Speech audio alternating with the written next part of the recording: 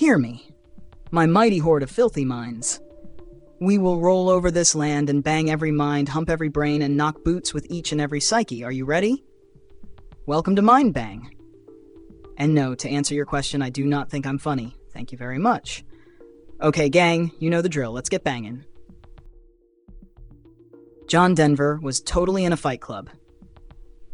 Alright, buckle up, because we're diving into one of the wildest corners of American self-help history, an offbeat road where pyramid schemes meet motivational speakers. And a country legend like John Denver might just find himself in a full-blown fight club. Yup, you heard that right. From the spiritual boot camps of EST in the Forum, to Brad Pitt's abs, and some seriously weird pop culture tie-ins, let's break it down like a viral TikTok trend. We'll even throw in some 2025 humor for the modern vibe. Spoiler alert, it's not all self-love and good vibes only. Step into the cult, seminar. Picture this. It's the 70s, and a dude named Werner Erhard creates this thing called ST, Erhard Seminars Training.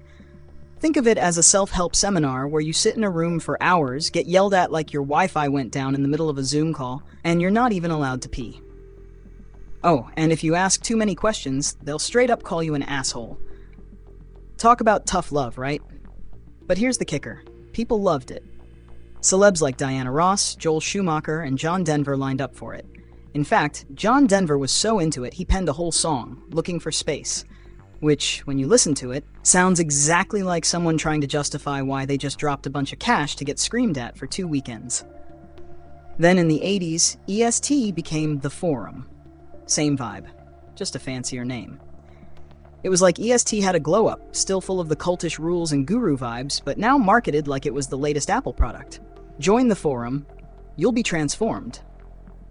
But let's be real, it was basically Fight Club for the self-help crowd. Chuck Palahniuk walks into a forum. Now this is where things get really interesting. Enter Chuck Palahniuk, the man behind Fight Club. But here's the plot twist. Chuck didn't just dream up Fight Club from thin air, he actually went through the Forum. And let me tell you, it left its mark, like that one weird experience you had at a party that makes you say, yeah, I'm never doing that again, but I'll definitely write about it. Fight Club? Think of it as a twisted, super macho version of the Forum. Instead of sitting in a room getting berated by a guy in a turtleneck, you're punching someone in the face to feel something. No bathroom breaks in the Forum, but in Fight Club, you've got your own version of punching therapy. Tyler Durden, anyone? Oh, and for the record, Roger Ebert totally pointed out that Tyler Durden was like Werner Erhard plus S&M. Yeah, I don't know about you, but that's an equation I didn't see coming. John Denver, Brad Pitt, and the self-help industrial complex. So how do we go from John Denver serenading us about EST to Brad Pitt making soap out of human fat? Well, my friend, it's all about the evolution of that eternal hunger for meaning, but with a twist. In the 70s, people were searching for deeper answers amidst a world where the American dream felt like a punchline. By the time Fight Club rolls around, that search turns into something more chaotic, more violent. Tyler Durden and his brand of enlightenment? Yeah, it's basically EST, but with more bombs, anarchy, and, well, the occasional shirtless fight in an alley. The connection? You've got people desperate to wake up from the monotony of their lives. Whether it's through EST's mind-bending seminars or Tyler's chaos-fueled cult of destruction, the message is the same. Wake up. Do something different. So what's the 2025 version? Fast forward to 2025, and we're living in the age of influencers who claim to have all the answers. Instead of EST, we've got a never-ending flood of Instagram life coaches pushing $999 mindset shifts. Want to escape the matrix? Andrew Tate's got you covered. Corporate retreats have become a parody of themselves, with middle managers tripping on ayahuasca and calling it personal growth, while still making you sit through Zoom meetings about budget reports. And Fight Club? It's more of a vibe now. The aesthetic, the chaos, the quotes. But it's not about punching each other anymore. It's about quoting Tyler Durden on TikTok like he's the Dalai Lama, because nothing screams enlightenment like saying his name is Robert Paulson on a live stream. The bottom line? We haven't moved that far. People are still desperately searching for something bigger than themselves. Sometimes it's a country singer named John Denver. Sometimes it's a soap-making anarchist with a leather jacket. Sometimes it's just a super expensive weekend seminar where you pay to be told you're an idiot. And hey, don't join a fight club. Or at the very least, find one that lets you use the bathroom. Either way, just know, if someone offers you the chance to transform your life, maybe think twice. Or at least make sure they're not hiding a bomb in their basement. Alrighty then. I've taken down John Denver. Who's next? Santa Claus? That reindeer from Frozen? Dolly Parton and Dollywood? Maybe next time, but now let's hop on my video sled and slide down into the next story on a light coating of old school static. Alright, so we've all heard of cryptids, right? The big ones, like Bigfoot, the Loch Ness Monster, and the Mokalembembe. But what if I told you that some of these supposedly mythical creatures might have been invented by TV shows and movies? Yeah, welcome to the wild world of scriptids, a term coined by the podcast Monster Talk to describe the idea that pop culture might actually be shaping the way people describe their cryptid sightings. It's like we're all collectively watching the same shows and movies. And then, whoops, there's a Sasquatch in the woods, or a Chupacabra in your backyard. Let's start with the Betty and Barney Hill abduction. This one's a doozy. So, in 1961, Betty and Barney Hill were driving through rural New Hampshire when they encountered a UFO. Typical UFO sighting, right? But here's where it gets interesting. Betty Hill, the wife in this duo, had been watching an episode of The Outer Limits called The Bellero Shield, just a few days before the abduction. In this episode, a spaceship crew encounters a deadly alien race, and Betty's vivid recollection of the aliens after the abduction mirrors some of the creatures from that show. It's like she had a dream that was almost lifted from a TV script, and then bam, she's being jacked by aliens. Even more eerie, just 5 days before the Hills' hypnosis session, another episode of The Outer Limits aired called The Children of Spider County. This episode features alien hybrids that look suspiciously similar to the aliens Hill described in her hypnosis session. Coincidence? I don't think so. It's almost like she watched a sci-fi episode, then had a real-life encounter with a creature from the show. It's like pop culture was programming her brain to recognize aliens, so when she saw them, her mind just filled in the blanks. But let's talk about the Chupacabra, because this one's wild when you trace it back to TV influence. The Chupacabra, or goatsucker, is one of the more recent cryptid sensations, and if you trace its rise, it all goes back to a single event in the second week of August 1995. A woman named Madeline Tolentino saw some strange animal and described it in a sketch that ran in a Puerto Rican newspaper. The locals immediately latched onto the idea, calling it El Chupacabra. But, and this is the kicker, the creature that Tolentino described looked almost exactly like the alien hybrid in the 1995 sci-fi thriller Species. Now, here's where it gets juicy. Tolentino had seen that film not long before her sighting. In fact, she admitted that the creature she saw might have been inspired by that very movie.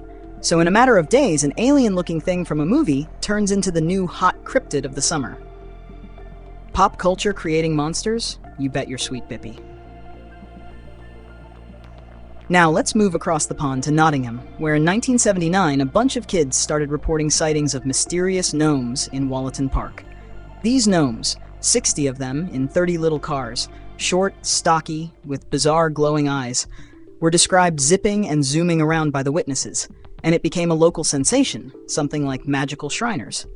But here's the kicker. It just so happens that around this time, a popular UK children's TV show, Noddy, was all the rage. If you're unfamiliar, Noddy features a bunch of tiny fairy tale creatures that are, well, kind of gnome-like. Noddy himself drives a little car from time to time. So it's possible that the gnomes of Wollaton Park weren't born from deep folklore, but from the influence of TV. A little bit of Noddy, a little bit of the kid imagination, and boom! Gnomes doing the Indy 500 in an English park. Let's go back to the United States for a sec. Ever heard of the Flatwoods Monster?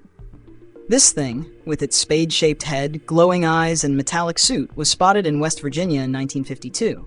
People describe it like a weird, glowing alien. But here's the thing. This thing looks a whole lot like the aliens and creatures from 1950s sci-fi movies.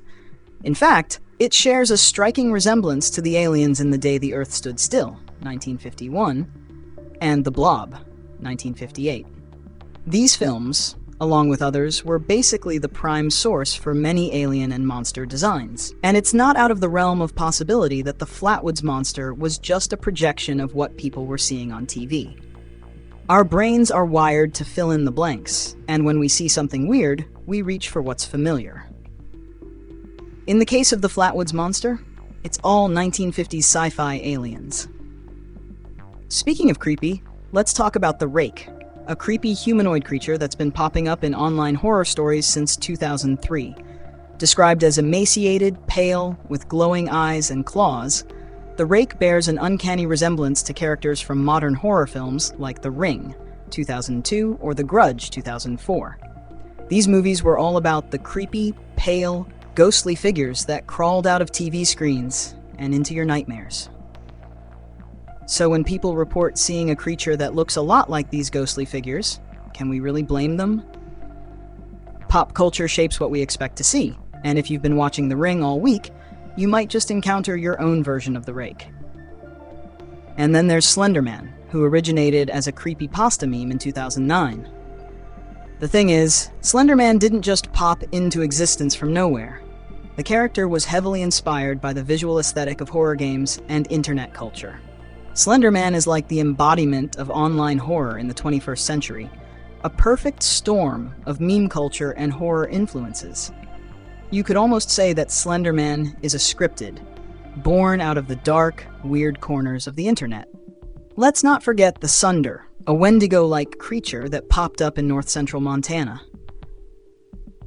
This one's especially interesting because it could very well be inspired by the 1981 film The Howling.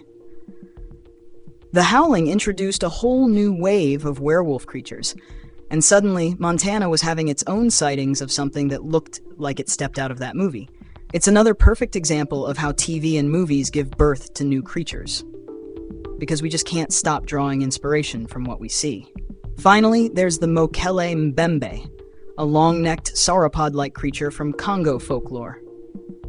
In the 1985 movie Baby, Secret of the Lost Legend, a similar dinosaur-like creature is uncovered in the African jungle. Now, if you ask some cryptid enthusiasts, they'll tell you that the Mokele Mbembe sightings got a real boost after that film hit theaters. Again, you're seeing pop culture influencing cryptid lore. Because when people see something like that on screen, it's not hard to believe that they might start seeing it in real life too. But here's the real kicker: the way the cycle feeds into itself.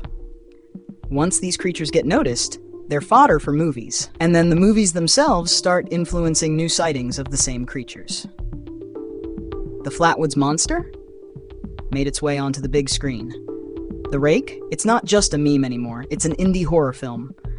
Pop culture creates monsters, then it tells stories about them, and those stories just loop right back into the culture, making the monsters even more real. So yeah, scriptids are real. The monsters we're afraid of, the creatures we're trying to track down and capture, some of them might just be made of pure, unfiltered pop culture. So the next time you hear someone talking about seeing a creature in the woods, ask them what movies they've been watching lately. You might just find the cryptid has a director's credit.